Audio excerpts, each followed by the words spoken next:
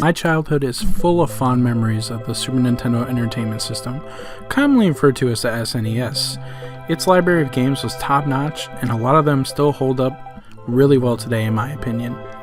In fact, Nintendo is actually releasing a Super Nintendo Entertainment System Classic Edition, which hopefully they make enough of, and you guys should definitely get one of those. I know I will.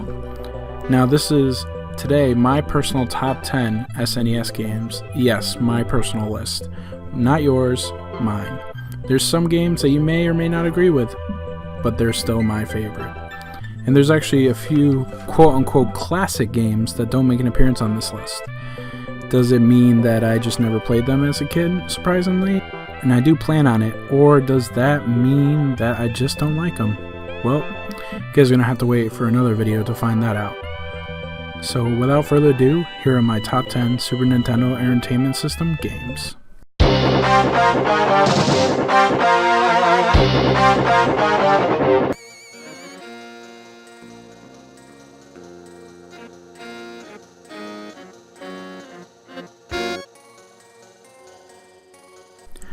As a youngin', I was terrified of any horror games or anything with a creepy theme, so Zombies Ate My Neighbors was never on my radar. However, the older I got, the more I loved horror games and horror elements. My newfound appreciation for Zombies Ate My Neighbors grows each and every day. In concept, you run around with squirt guns and bazookas, shooting down zombies and monsters, oh my, while saving people including grill masters, cheerleaders, and babies who seem to not be terrified at all of the situation.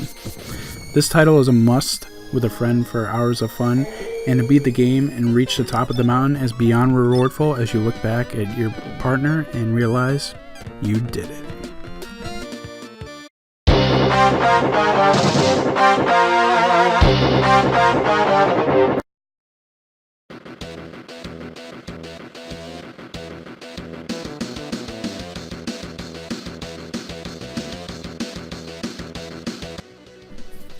Now I admit this one has a lot of nostalgic feelings attached to it.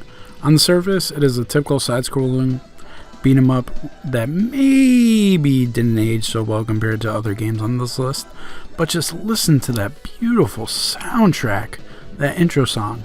It's so damn catchy. The one thing that does bug me about Mighty Morphin Power Rangers is that Tommy Oliver, aka the Green Ranger, is basically nowhere to be found. Regardless, using all the Ranger's special moves, especially against the bosses, feels amazing, and I honestly never get tired of beating up those putties. If you have some time to kill on a random afternoon, Mighty Morphin Power Rangers is definitely not a bad way to spend it.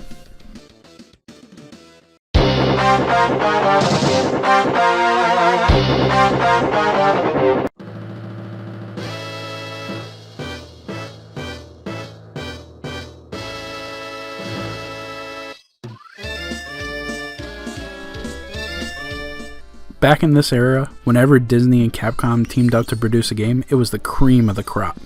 Disney's Aladdin was a prime example of this. The music was A+, and who doesn't love throwing apples at palace guards? I'm always down to save the princess and take down that snake, Jafar, of course with the help of one of the greatest characters of all time, my man Genie. If you think The Lion King should be here instead, well, I don't disagree, because that title is amazing as well, but Disney's Aladdin does the SNES and movie beyond justice.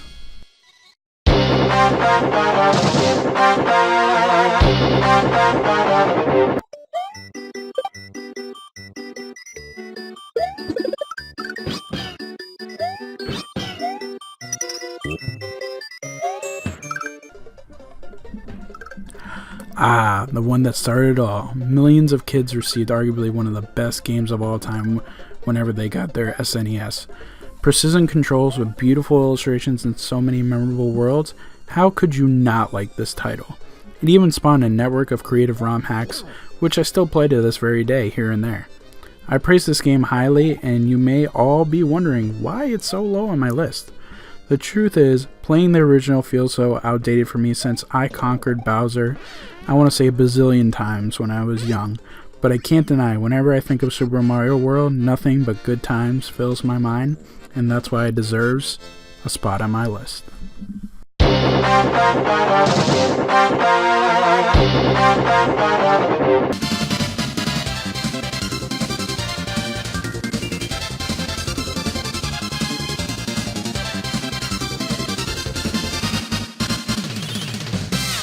Kirby title with so many games to play in one cartridge, it was like a dream come true. Kirby is one of my favorite series from Nintendo, and this game surely doesn't disappoint. Collecting all the treasures in the Great Cave Offensive and discovering all the abilities in Milky Way Wishes was and still is a fantastic time. By the way, mirror power is best power. You can't tell me otherwise. If you want full enjoyment out of this game, I'd highly recommend playing with a friend. It's super fun just to mess around with this game and see what kind of combos and powers you can do. And there's some enemies that throw back to other games, which is just awesome to play through.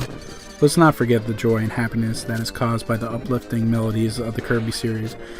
It's top notch, and I recommend whenever you want to turn your frown upside down, no pun intended, all you have to do is play Kirby Superstar.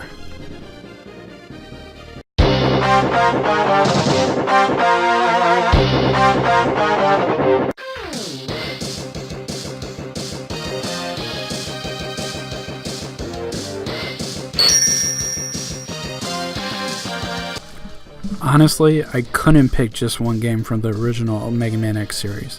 When I was a kid, X2 and X3 were tough as nails for me, but when I finally beat them after death, after death, after death, the accomplishment was, let's just say, an honor for my young self.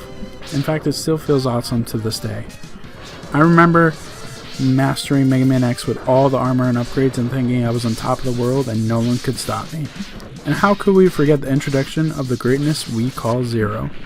I love these games' soundtracks and listen to them in my spare time regularly, so don't be surprised if I use it in any future videos if I haven't already. Anyways, bottom line, if you haven't played these titles, please do. You will not regret it.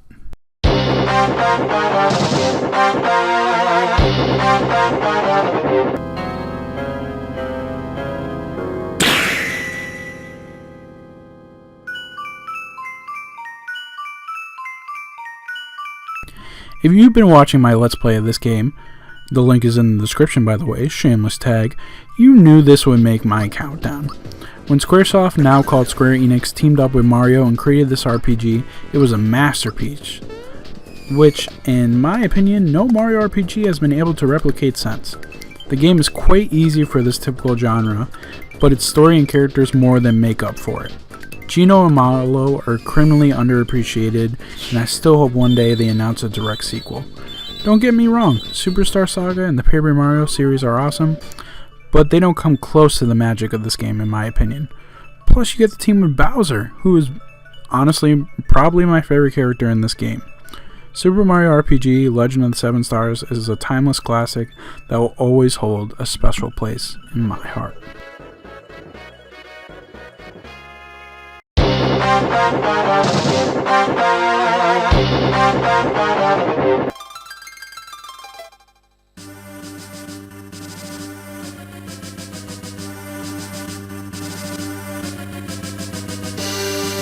Final Fantasy II, properly titled Final Fantasy IV in Japan, was one of the first role-playing games I ever played. It introduced me to the level up system, magic attacks, active time battles, managing equipment, and I enjoyed every minute of it. I found myself not having to grind at all, which made the adventure smooth and let me focus on the story. Cecil's journey to relinquish his darkness and accept the light to become a paladin to fight evil truly resonated with me. The plot twist involving Golbez was out of nowhere, and Kain is one of my favorite characters ever. The little tricks and order of sequence you had to discover to battle certain enemies and bosses was extremely satisfying. And of course the music played throughout this game was astounding. I could listen to it all day. Nowadays the game may seem simple and a little basic, but every time I revisit this treasure, I never find it less enjoyable than the time before.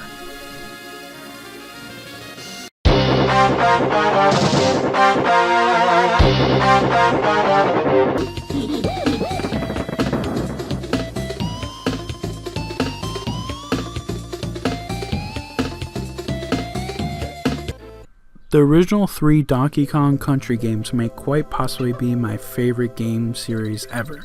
The mechanics, visuals, and soundtrack displayed here is nothing short of excellent. In fact, this beautiful tone you're hearing in the background is one of, if not my favorite melodies in gaming history. Whenever I play that track, it fills my head with joyous thoughts and reminds me of good times. If I have to give the slightest edge to one of these games, it is definitely 2, but the original and 3 are both classics and timeless in my heart. If anyone asked me at any time if I would like to play one of these titles at any place, the answer will always be an ecstatic yes. Even the bosses and moments that it seems like no one cares for, I find to be extremely fun to play. And if you haven't played these, what are you guys doing? Stop watching this video and check them out.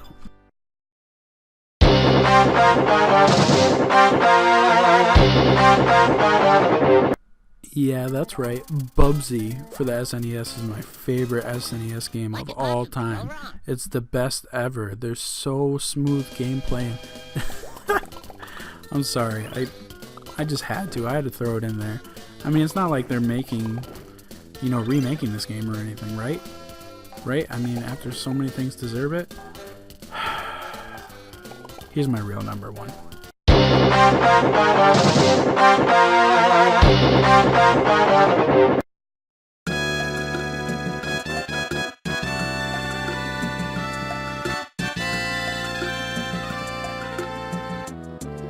Now, for most of my friends that know me, this one was a very obvious number 1. And yes, this may come as a surprise to a lot of you out there, and you probably thought something else was going to be on this list, but no, Earthbound is my personal favorite Super Nintendo game of all time, and I don't see that ever changing. At its core, many people say its battle system can get dry because all you're doing is pressing the A button over and over again, and I can definitely see where they're coming from.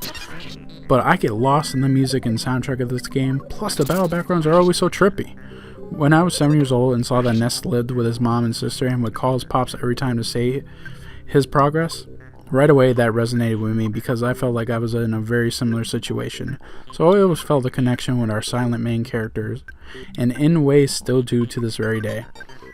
Every playthrough I realize another joke that I may have not have gotten before or missed, and at the very least, they make me chuckle. In my opinion, Earthbound aged like fine wine, and the story and quirkiness still hits me right in the feels every time I travel through this game. Whenever I play this beautiful work of art, I smile and know that I'm in for not only a grand adventure, but a great time.